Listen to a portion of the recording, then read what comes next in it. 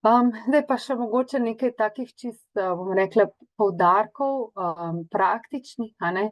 Jaz sem prepričana, veliko seveda teh aktivnosti poteka v samem vrtcu in to je sestavni del vrtčevskega kurikula in tudi samega življenja v vrtcu.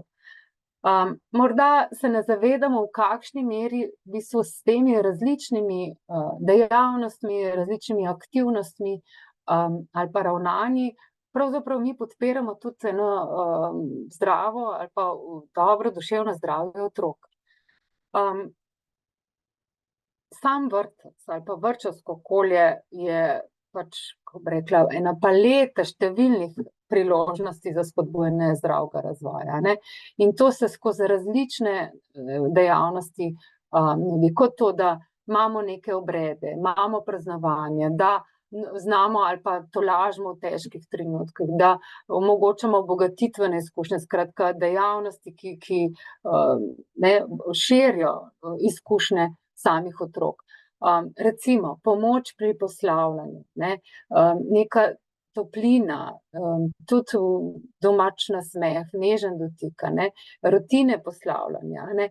To so v bistvu vse različni vidiki vrtčevskega življenja, ki lahko veliko pripomorejo k temu, da se otrok, lahko zdravo razvija oziroma da zadostimo ali pa zadovoljimo tiste potrebe, a ne, ki v bistvu podpirajo, potem en zdrav razvoj.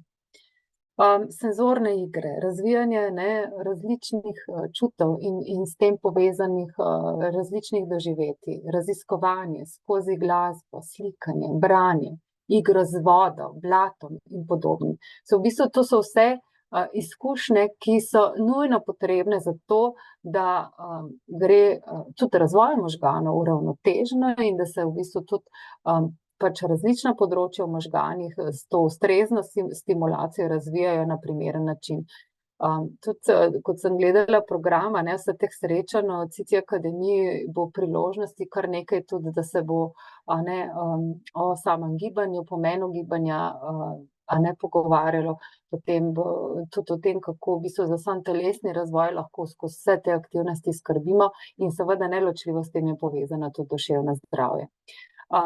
V vrtcu, a ne, je učenje skrbi zase, usvajanje dobrih navad, kot skrb za higieno, lastno varnost, v bistvu zelo podpira, a ne, občutek lastne kompetentnosti, samozavesti, dobre pozitivne samopodobe, kar je sestavni del dobrega duševnega zdravja. Glasbene aktivnosti podpirajo razvoj z različnih vidikov, a ne, in tukaj pač je duševno zdravje samo en vidik.